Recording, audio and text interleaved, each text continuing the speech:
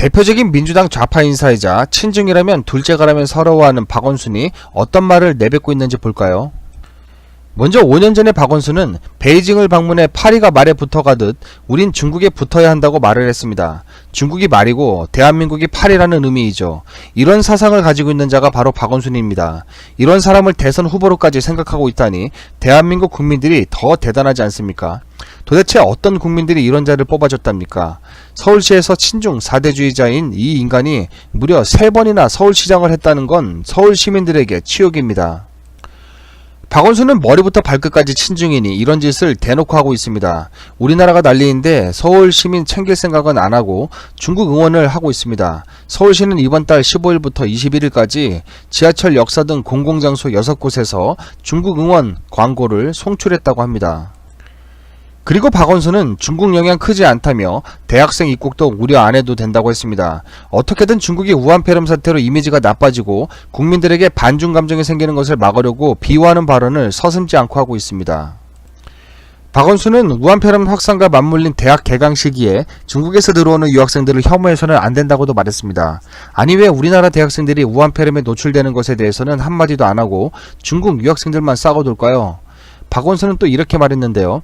중국 유학생은 특별 검역 절차를 거쳐 무증상인 경우에만 입국이 허용된다는 점을 말하고 싶다며 중국 유학생에 대한 막연한 반감과 경계심이 있고 이는 우리가 극복해야 할 혐오의 바이러스라고 말했다고 합니다. 아니 중국 유학생 혐오하는 게 아니라 팩트가 중국에서 우한폐렴이 발생했고 중국 유학생들이 우리나라 대학교로 많이 들어오면 들어올수록 당연히 바이러스에 노출될 가능성이 높아지는 건 팩트 아닙니까?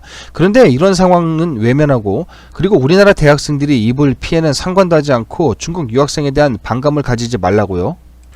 결국 박원순은 중국 유학생들을 아주 융숭이 받들어 모셨습니다. 공항에 콜밴을 지원하고 대학교들한테는 비용을 부담시켰답니다. 재정이 어려운 학교는 서울시가 비용을 댔다네요. 한국 국민의 호주머니에서 나온 돈을 중국인 유학생 모시는데 사용했다는 겁니다. 게다가 임시 주거 공간을 1인 1실로 만들어주라고 지침을 내려서 한국 학생들이 대학교 기숙사에서 쫓겨나고 있다고 합니다. 그것도 모자라 중국 유학생들을 호텔에 모시는 학교도 있다니 이게 말이나 됩니까? 박원순이 서울시립대에 가서 한국 학생들을 만난 게 아니라 중국 유학생들을 만났답니다.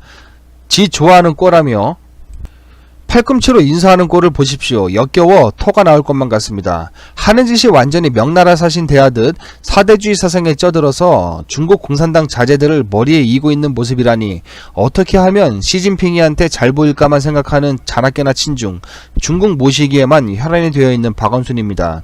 왜 이런 자들이 민주당에는 득실득실 거릴까요? 당연히 한국 대학생들의 불만은 하늘을 찌르고 있습니다. 한국 학생들은 차별하고 중국 유학생들만 전방위로 지원하고 있는 박원순에게 우리나라 학생들은 여기가 베이징이냐고 부르짖고 있습니다. 저는 지금 우리나라 대학생들 그리고 20대 청년들이 너무 불쌍합니다. 문재인 정부의 친중 정책으로 온갖 역차별은 다 당하고 문재인 정부가 경제를 개판으로 만들고 집값도 폭등시켜 취업도 결혼도 어려운 세대가 되어버렸기 때문입니다.